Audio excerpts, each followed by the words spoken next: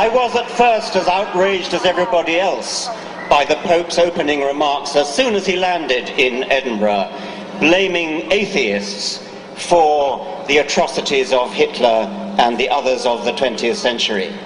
But then I took comfort from it, because it seemed to me that in a way it was showing that we had rattled them so much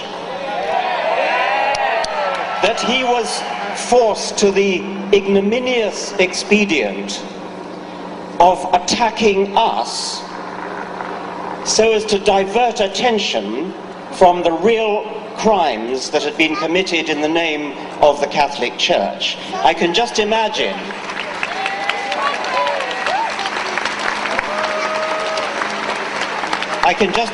the discussions in the corridors of Vatican power. How are we going to distract them from buggering boys? And the answer came, why don't we attack secularists? Why don't we attack atheists? Why don't we blame them for Hitlerism? Adolf Hitler, was a Roman Catholic. He was baptized, he never renounced his baptism. The figure of 5 million British Catholics is presumably obtained from baptismal figures. I don't believe a word of it. I don't believe there are 5 or 6 million British Catholics. There may be 5 or 6 million who have been baptized, but if the Church wants to claim them as Catholics, then they have to claim Hitler as a Catholic.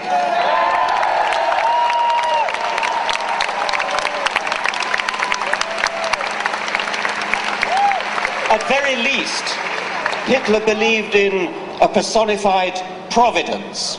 He often spoke of it, and it was presumably the same providence that was invoked by the Cardinal Archbishop of Munich in 1939, when Hitler escaped assassination and the Cardinal ordered a special Te Deum in Munich Cathedral, quote, to thank divine providence in the name of the Archdiocese for the Führer's fortunate escape.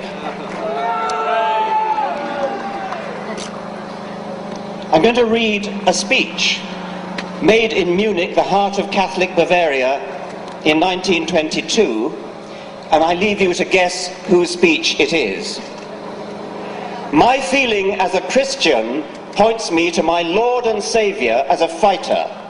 It points me to the man who once in loneliness, surrounded by a few followers, recognized these Jews for what they were and summoned men to fight against them, and who, God's truth, was greatest not as a sufferer but as a fighter.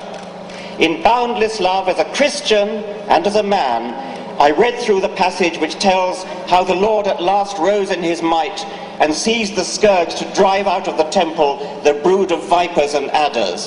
How terrific was his fight against the Jewish poison. Today, after 2,000 years, with deepest emotion, I recognize more profoundly than ever before the fact that it was for this that he had to shed his blood upon the cross. That was one of numerous speeches by Adolf Hitler, passages in Mein Kampf, where Adolf Hitler invoked his own Roman Catholic Christianity.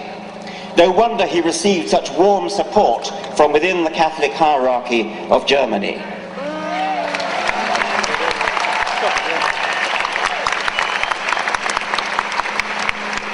Even if Hitler had been an atheist, as Stalin more surely was, how dare Ratzinger suggest that atheism has any connection whatsoever with their horrific deeds?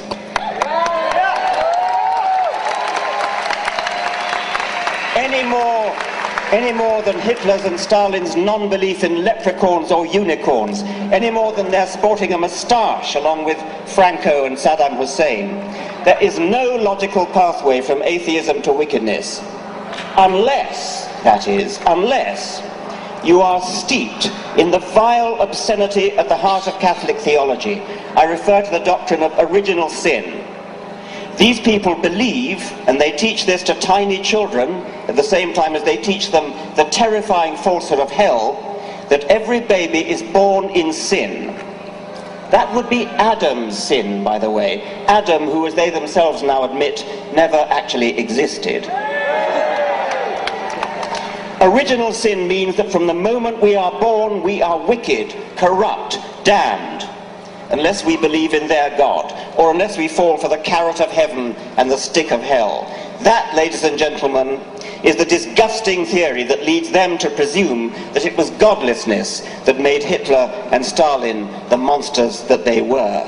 We are all monsters unless redeemed by Jesus.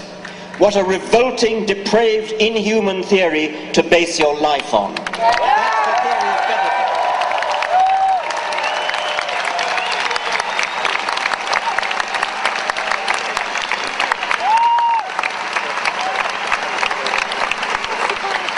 Joseph Ratzinger is an enemy of humanity.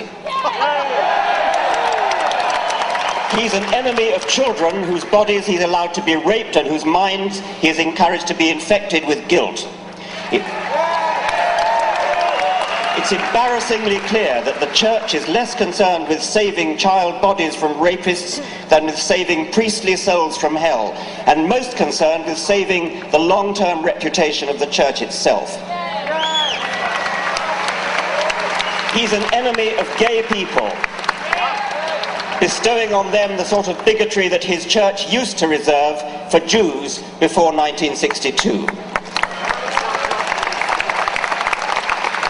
He's an enemy of women, barring them from the priesthood, as though a penis were an essential tool for pastoral duties.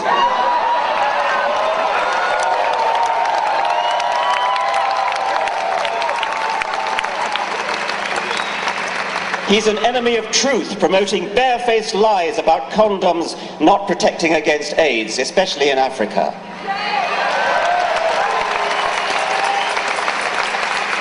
He's an enemy of the poorest people on the planet, condemning them to inflated families that they cannot feed, and so keeping them in the bondage of perpetual poverty. A poverty which sits ill beside the obscene wealth of the Vatican. He's an enemy of science, obstructing vital stem cell research on grounds not of true morality, but of pre-scientific superstition.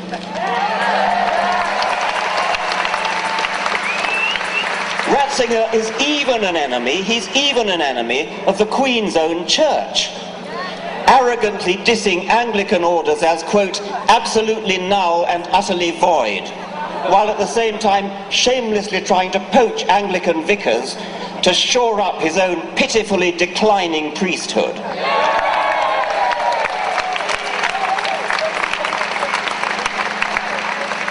Finally, perhaps of most personal concern to me, Ratzinger is an enemy of education.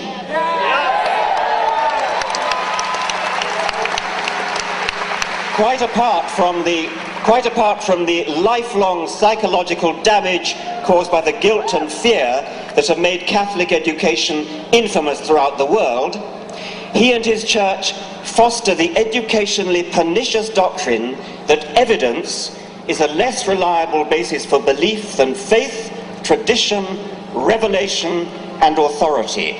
His authority. Thank you very much, Dawkins.